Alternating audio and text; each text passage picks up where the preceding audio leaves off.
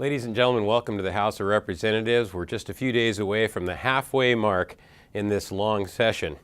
And the policy part has ended. We have done the committee work, we have done the amendments, and we've moved the bills out of both the fiscal and the policy committees. And so now everything sits in rules in the opposite chambers, and we are on the floor. This week and next week, we'll spend very late nights working these bills off the floor. It'll be interesting to see what goes and what doesn't.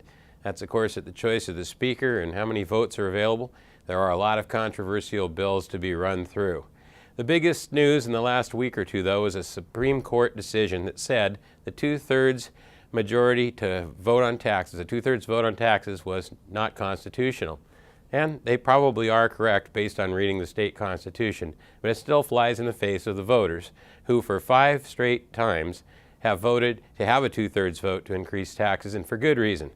The states that don't have these controls have had major budget problems and huge deficits, and even with the controls, we face those same deficits.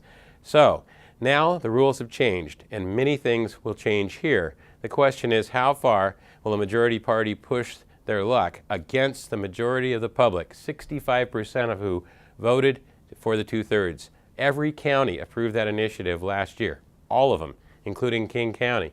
So will the Democrat majority run over the will of the people and vote in new taxes? That is what's yet to be seen. The most likely tax that will get voted in some form is a transportation tax. You've heard about the 10-cent gas tax. Well, that's what's out there right now. It could be negotiated down lower.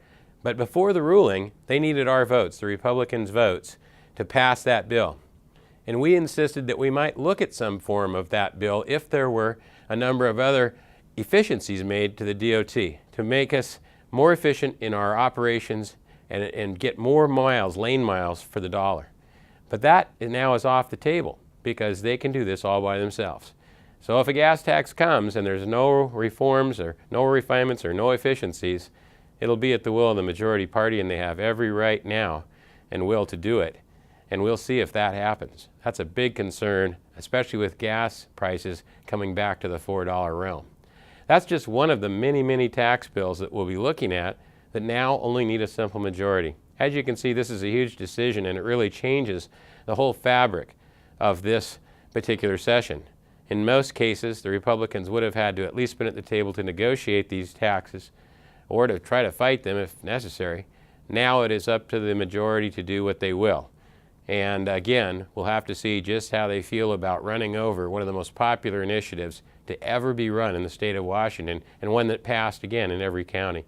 That's really the story of the week here, but the story over the next 2 weeks will be what bills fly and what bills die, because at the end of 2 weeks, we're set. All the House bills that are still alive will be there, all the Senate bills, and then it comes down to negotiations. And that will be very interesting given the 2 different controls of Senate and House. Thanks very much. We'll look forward to bringing you up to date next week.